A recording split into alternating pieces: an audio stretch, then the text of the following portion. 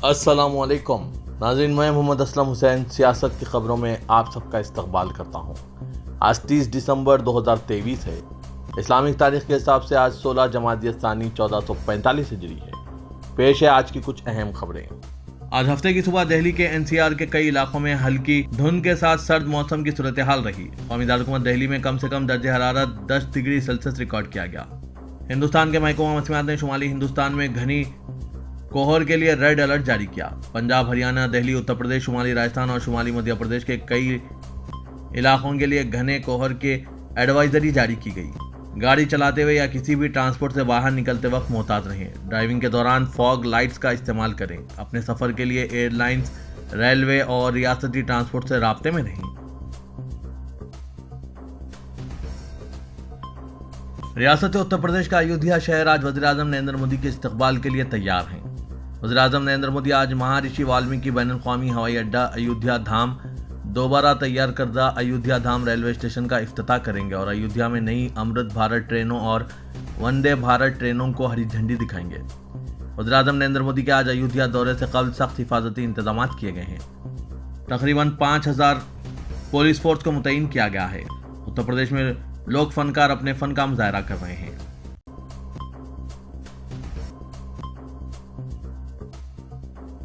सदर जमहूरिया द्रौपदी मुर्मू ने chief election commissioner और दीगर इलेक्शन कमिश्नरों की तकर्रुरी के लिए मोदी हुकूमत के जरिए बनाए गए उस नए कानून पर मोहर साबित कर दी जिस पर रोज़े अव्वल से सवाल उठ रहे हैं। 1991 के एक्ट की जगह लेने वाला यह कानून जो 21 दिसंबर को लोकसभा में और 22 दिसंबर को राज्यसभा में पास हुआ था, जमहूरियत पर मोदी हुकूमत का अब तक का सबसे बड़ा हमला करार दिया जा रहा है। नए कानून के बाद इलेक्शन कमिश्नरों की तकरीर पर हुकूमत का कंट्रोल हो जाएगा।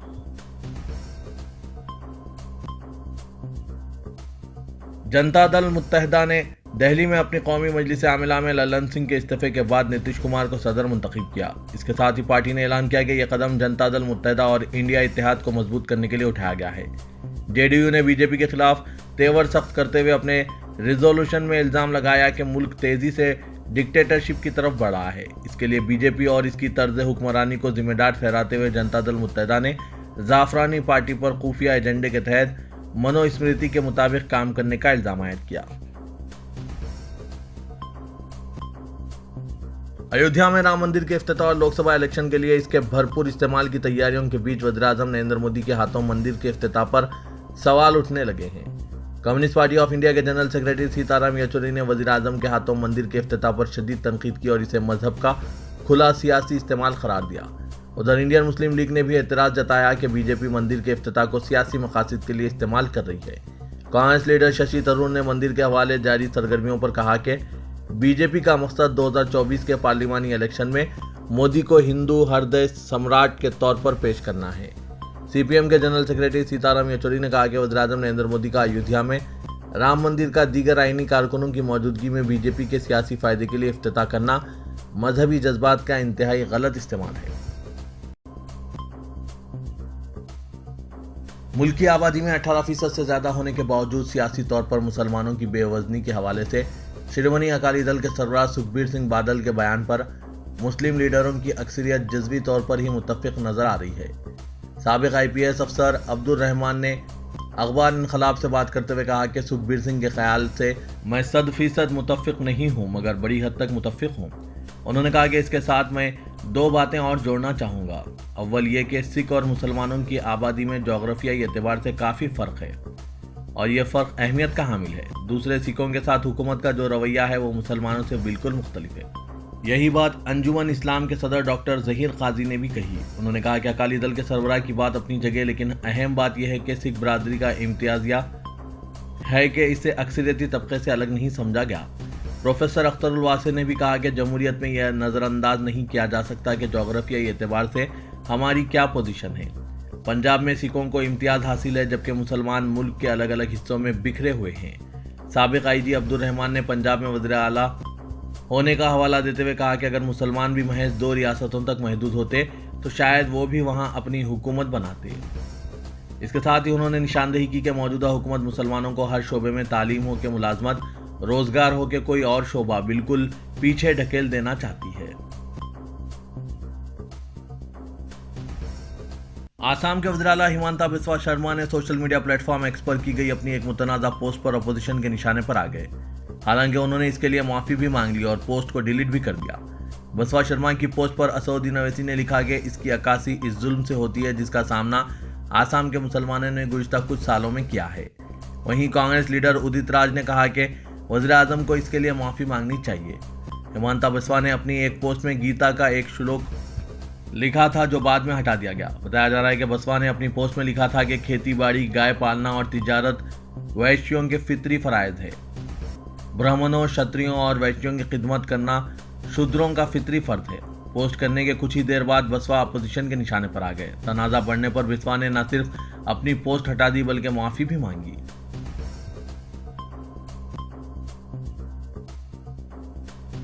United liberation front of Assam alpha के मुवाफिक बातचीत ग्रुप और हुकूमत के दरमियान वज़ीर दाखिला अमित शाह की मौजूदगी में सह फरीकी मुआहिदा हुआ है, जिसमें हुकूमत आसाम को भी एक फरीक बनाया गया।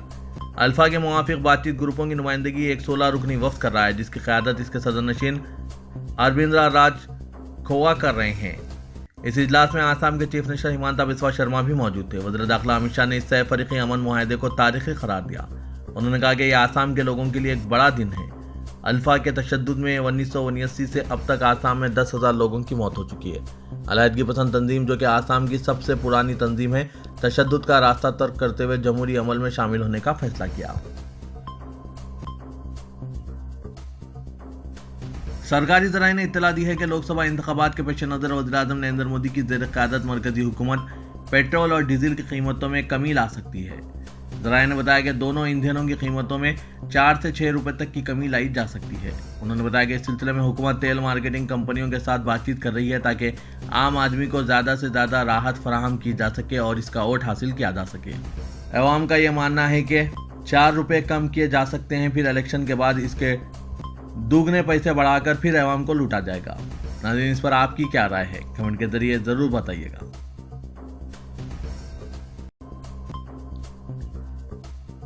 दिल्ली की जामा मस्जिद के शाही इमाम सैयद अहमद बुखारी ने इजरायली बर्बरियत पर सख्त बरहमी का इजहार करते हुए गाजा में इसके इंसानियत सोज मजालिम को महज़िब दुनिया के लिए इम्तिहान और इंसानियत को शर्मसार करने वाला करार दिया। उन्होंने कहा कि वो यहूदी जो नाजी जर्मनी में अपनी नस्ल कशी के लिए दुनिया से हमदर्दी और रहम की भीख मांग रहे थे, वो गाजा और मगरबी किनारे में नाजी जर्मनी से भी ज़्यादा भयानक बर्बरियत और जराइम अंजाम दे रहे हैं।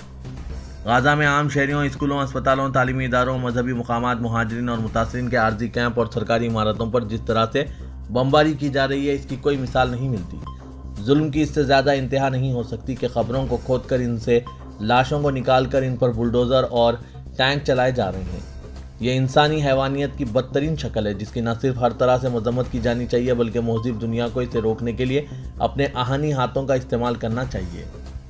नमाज जुमा से कबल अपने खुसूसी खिताब में शाही इमाम ने इस शदीद इंसानी अलमिया और जुल्म की इंतहा पर सख्त रंज व गम का इजहार किया। उन्होंने दुनिया की चंद बड़ी ताकतों के जरिए अक़वाम मुत्तहिदा को यरगुमाल बनाकर इसकी करारदाद के निफाज में रुकावटें डालने के लिए भी इसे सख्त तनकीद का निशाना बनाया। इजराइल और हमास के दरमियान जारी जंग ने दोनों फरीकीन को नुकसान पहुंचाया। एक तरफ गाजा पट्टी में हज़ारों मासूम शहरियों की जान चली गई, तो दूसरी तरफ इजराइल में भी कई शोबे इस जंग से मुतासिर हो रहे हैं। ख़ास तौर से फ़लस्तीनी मजदूर जो इजराइल में काम करते थे, इनका अब इजराइल जाना दुश्वार हो गया है। नतीजा ये है कि इजराइल में कई इमारतों और इंफ्रास्ट्रक्चर के काम पर असर पड़ा है। इजराइल में बड़े पैमाने पर मजदूरों की ज़रूरत है, लेकिन फ़लस्तीनी मजदूरों की कमी पूरी नहीं हो पा रही है। ऐसे हालात को पेश नज़र रखते हुए इजराइल ने हिंदुस्तानी हुकूमत से तकरीबन 1 लाख मजदूरों को भेजने की तजवीज़ पेश की है। इजराइल चाहता है कि हिंदुस्तानी मजदूर तामीरात के शोबे में रुके हुए काम को आगे बढ़ाएं।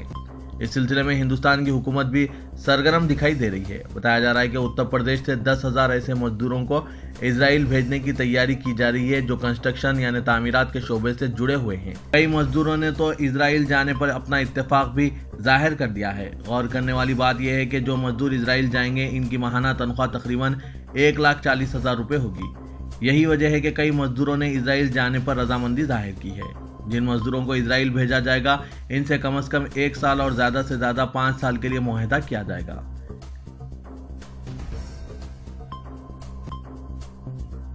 तेलंगाना हुकूमत की 6 जमानतों से इस्तीफादे के लिए रियासत भर में अवामी जोश खरोश को देखते हुए हुकूमत ने ओहदेदारों को हिदायत दी है कि درخواستوں کی قبولیت کے معاملے میں درکار سرٹیفکیٹ پیش کرنے اصرار نہ کریں۔ حیدرآباد کے انچارج وزیر و وزیر ٹرانسپورٹ پونم پربھاکر نے دفاتر میں درخواستوں کے ادخال کی صورتحال کا جائزہ لیا۔ عوام نے ریاستی وزیر سے شکایت کی کہ عہدیدار درخواست فارم کے ساتھ ضروری اسنادات کی نقل پیش کرنے اصرار کر رہے ہیں۔ درخواستوں کے ادخال کی آخری تاریخ 6 جنوری ہے، لہذا فوری درکار اسنادات کا انتظام کرنا ممکن نہیں ہے۔ پونم پربھاکر نے عہدیداروں کو ہدایت دی کہ عوام سے اپنے دعوے کے حق میں سرٹیفکیٹس کی عدم موجودگی کے باوجود درخواستوں کو قبول کر لیں۔ پونم پربھاکر نے کہا کہ درخواستوں کی جانچ کے دوران مستحق افراد کا انتخاب ہوگا اور کوئی بھی مستحق شخص اسکیمات کے فوائد سے محروم نہیں رہے گا۔ انہوں نے واضح کیا کہ حکومت کی اسکیمات سے استفادے کے لیے کسی کی سفارش کی ضرورت نہیں ہے اور مکمل شفافیت سے امیدواروں کا انتخاب عمل میں آئے گا۔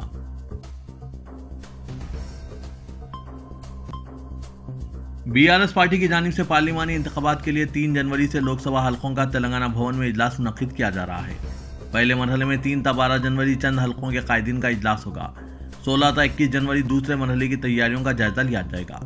BRS سربراہ و سابق تلنگانہ کے وزیر اعلیٰ کے چندرشیکھر راؤ نے پارٹی کے ورکنگ صدر KTR، سیکریٹری جنرل کے شیو راؤ، سابق اسپیکر مدھوسودن چاری، سابق وزراء ہریش راؤ، کڈیم شری ہری، پوچارم سرینواس ریڈی، جگدیش ریڈی، پرشانت ریڈی اور نرنجن ریڈی و دیگر قائدین کو اجلاس طلب کرنے کی ذمہ داری دی گئی ہے۔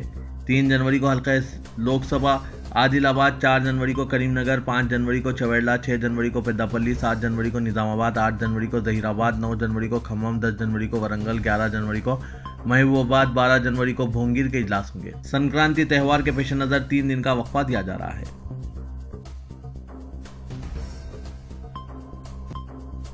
تلنگانہ کے وزیر آبپاشی اتم کمار ریڈی نے کہا ہے کہ کالیشورم پروجیکٹ میں بدعنوانیوں کی عدالتی تحقیقات کروائی جائے گی۔ انہوں نے کہا کہ اس پروجیکٹ کے ڈیزائن، تعمیر اور کانسیپٹ میں کئی خامیاں پائی گئی ہے۔ اتم کمار ریڈی نے کہا کہ ان خامیوں کے ذمہ دار شخص کے خلاف بھی تحقیقات کی جائے گی اور پروجیکٹ کو بحال کرنے کے اقدامات کیے جائیں گے۔ انہوں نے کہا کہ BRS پارٹی نے کالیشورم پروجیکٹ کو دنیا کا سب سے بڑا پروجیکٹ قرار دیا تھا، لیکن 3 سال کے اندر ہی اس پروجیکٹ کے تحت تعمیر کردہ میڈیگڈا پروجیکٹ کے ڈیم کے پلرز کو نقصان پہنچا۔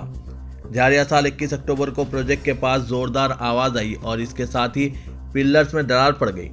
انہوں نے کہا کہ صرف میڈیگڈا بیرج کو ہی نقصان نہیں پہنچا بلکہ انارم بیرج کو بھی نقصان پہنچا ہے۔ اس کے علاوہ سنڈیڈالا بیرج کا معائنہ کرنا باقی ہے۔ وزیر آبپاشی اتم کمار ریڈی نے آج وزراء اور عہدیداروں کی ایک ٹیم کے ساتھ میڈیگڈا بیرج کے پلر کا معائنہ کیا۔ ان کے ہمراہ ریاستی وزراء پی سرینواس ریڈی، ڈی سریدھر بابو، پونم پربھاکر، کومٹ ریڈی، وینکٹ ریڈی بھی موجود تھے۔